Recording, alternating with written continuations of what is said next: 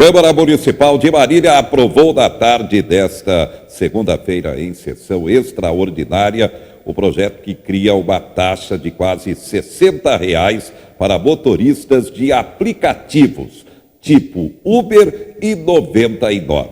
Segundo os motoristas, esse índice de taxa, ou seja, a taxa de quase R$60, será a taxa repassada para o preço final à população. Esse é o serviço que pegou, Uber 99, com grande qualidade e organização. Por isso, continua sendo muito utilizado. E a informação é importante para Marília. A diretoria da Avan confirma a inauguração para o próximo dia 27. O investimento de 25 milhões e a geração inicial de 150 empregos. Confira mais detalhes. Com área de alimentação, réplica da Estátua da Liberdade e fachada estilizada da Casa Branca, a Avan inaugura a loja em Marília no próximo dia 27 de julho, às 10 horas da manhã. Assim, os moradores terão mais um ponto de lazer no município. A varejista chega à cidade investindo R$25 milhões e gerando mais 150 empregos. No espaço de 14 mil metros quadrados, localizado em frente à rodoviária, os visitantes poderão conferir um mix de mais de 100 mil itens nacionais e importados, em diferentes setores, como cama, mesa e banho, eletrônicos, utilidades domésticas, bazar e outros. O horário de atendimento da Avan Marília será de segunda a domingo, das 9 às 22 horas. Presente em 17 estados brasileiros, a Avan chega à marca de 127 lojas. Até o fim do ano, a meta é atingir um faturamento de R$12 bilhões e abrir mais 20 lojas. Com isso, a empresa passará de 16 mil colaboradores para mais de 20 mil. Esse é o Brasil que queremos, com a geração de empregos e o crescimento da economia, declara o dono da Avan, Luciano Hang. A Avan segue com seu projeto de expansão. Até o momento da previsão de 25 lojas para este ano, 6 foram inauguradas entre março e maio nos municípios de Paranavaí, no Paraná, Mogi Mirim, Indaiatuba, Votuporanga e Campinas, Valinho, em São Paulo, e Caxias do Sul, no Rio Grande do Sul. O tráfico de drogas não para, é impressionante. Em Marília, em toda a região, a todo momento tráfico. Isso que a polícia consegue apreender. Imaginem o que está passando. É sinal do aumento do consumo de drogas. Você vê aí 500 porções de cocaína. Um rapaz de 36 anos de idade que estava praticando tráfico no Santa Antonieta, na zona norte de Marília, quando foi localizado pela polícia militar após uma denúncia. Ele está preso e, se condenado, pode pegar 15 anos de prisão. É o momento da dependência química realmente cada vez mais preocupante. É impressionante. Todo esse tráfico é porque a dependência tem aumentado. Aqui no estúdio, o psicólogo João Louro faz o alerta às famílias, à sociedade. Doutor João Louro, a situação é cada vez mais grave, está aí o consumo, o tráfico aumentando porque o consumo não para de crescer. O senhor comenta.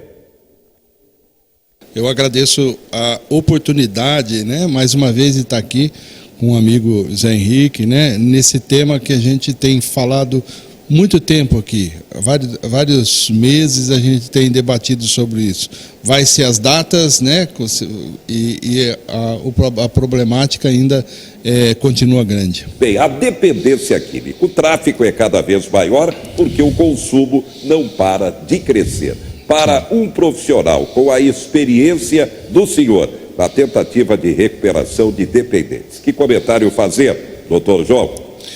Principalmente porque as famílias estão desarticuladas, José Henrique? Hoje nós temos uma dificuldade grande a instituição família foi desestruturada. A informação, o acesso à informação, a agilidade com esses meios que os jovens hoje têm, não saber lidar com sentimentos, não saber lidar com episódios da própria vida, então faz com que ele entorpeça, né, ou ele engane a ele mesmo, né, com o uso de qualquer entorpecente. Bem, a procura pelos profissionais tem aumentado também, inclusive dificuldades. Vaga pública na tentativa de recuperação dos dependentes? Sim, tem aumentado, a gente tem percebido esse aumento. Eu trabalho muito com a parte ambulatorial. A vaga pública, a demanda é muito grande, então hoje você tem o CAPS e ele tem uma demanda grande para atender. E às vezes fica difícil dar conta de toda a demanda que tem. Então, existe uma demanda reprimida nesses sistemas ambulatoriais e que dificulta, então, ainda um pouco mais esse combate à droga, o trabalho ao dependente químico. É claro que cada caso é um caso. Agora, no coletivo, a recuperação dos dependentes. Que comentário fazer, doutor João? Nós ficamos em torno de 20% no máximo na recuperação da dependência química, né? Mas eu imputo uma coisa muito importante, que é o envolvimento da família no tratamento, né?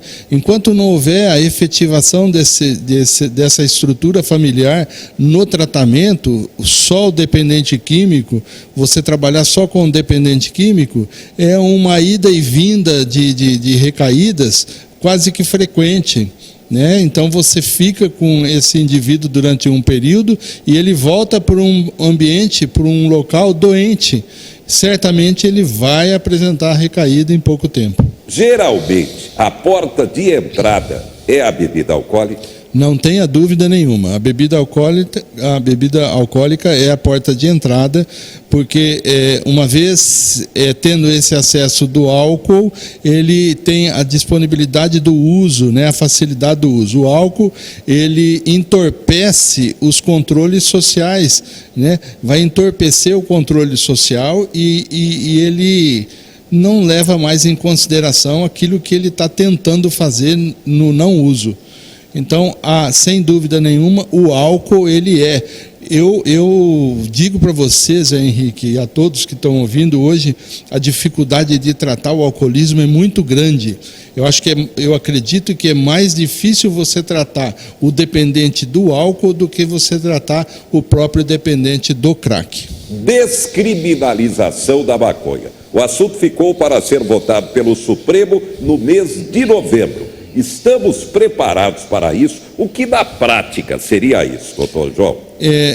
Eu não acredito que estamos preparados, né? Uma vez que você autoriza o uso, né?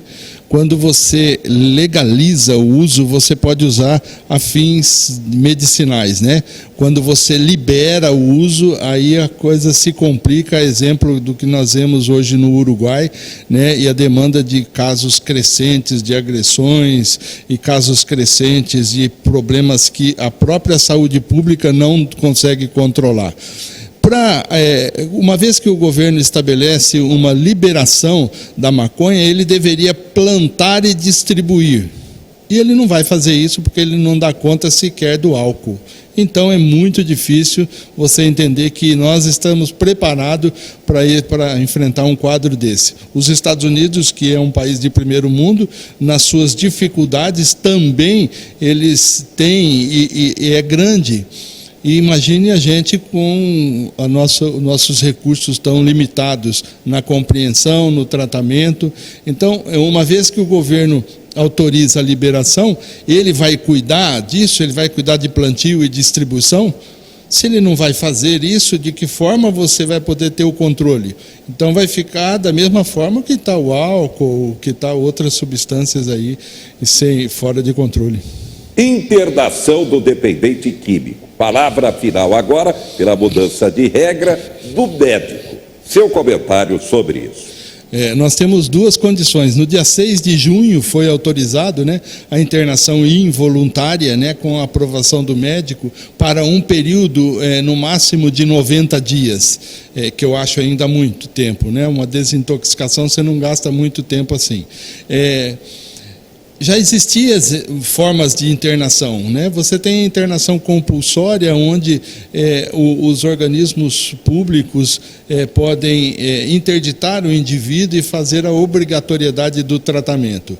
A internação involuntária vai sobrecarregar o sistema. A minha preocupação é maior, e essas famílias que vão solicitar a internação para os profissionais, e elas vão fazer tratamento, elas vão fazer um acompanhamento, elas vão ajudar na evolução do indivíduo depois que ele sair desse tratamento.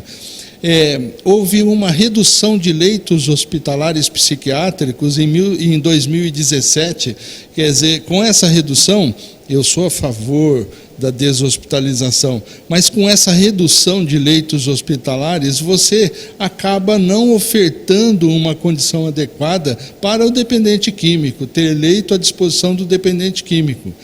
As comunidades terapêuticas hoje vão fazer um papel importante e tem que haver uma vigilância nos projetos terapêuticos dessas comunidades terapêuticas para que elas possam estar desenvolvendo um papel significativo junto ao dependente químico.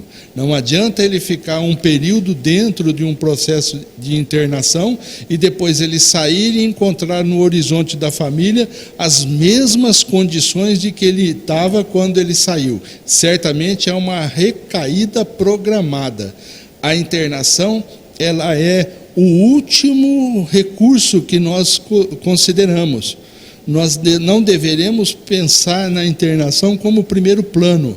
Ela é a última ordem para se tratar a dependência química. Você não pensa na internação de imediato. Você tem todos os recursos, a infraestrutura do governo, você tem CAPs, você tem ambulatórios que fazem esse acompanhamento, vocês têm o grupo de apoio, os grupos de autoajuda. Então, todos têm uma importância significativa, desde que exista a participação da família que está tão doente quanto o dependente químico. Em termos de tratamento, alguma novidade em técnica, medicamentos, doutor João? Existe a evolução, a infraestrutura, né, de medicamentos hoje ofertados são grandes, mas normalmente você não pode trocar uma droga pela outra.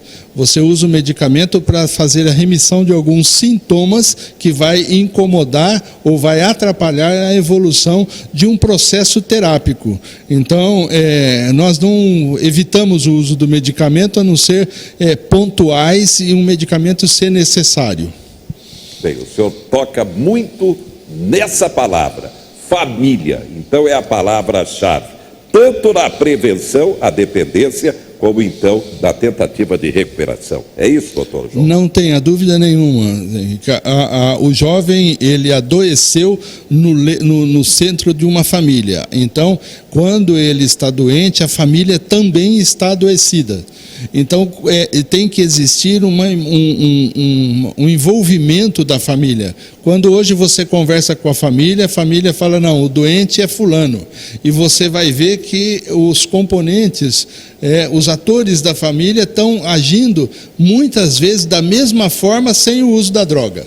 Então, se não houver uma participação efetiva da família, e eu digo família, as pessoas que envolvem, porque nós sabemos que tem as pessoas que não têm família, mas ela está envolvida num núcleo que nós entendemos como a família, num núcleo social que representa a família. E se esse núcleo social não se envolver no tratamento, eu acredito que é em vão todo o sacrifício. Nós não vamos parar, nós não vamos desistir nunca de cuidar do dependente químico. O dependente químico, ele não é bandido, ele é uma vítima, ele é um doente, né? Existe algumas condições do tráfico, e é isso aí nós não vamos entrar em detalhes, mas o dependente químico não é só ele envolvido na doença, é toda a estrutura familiar.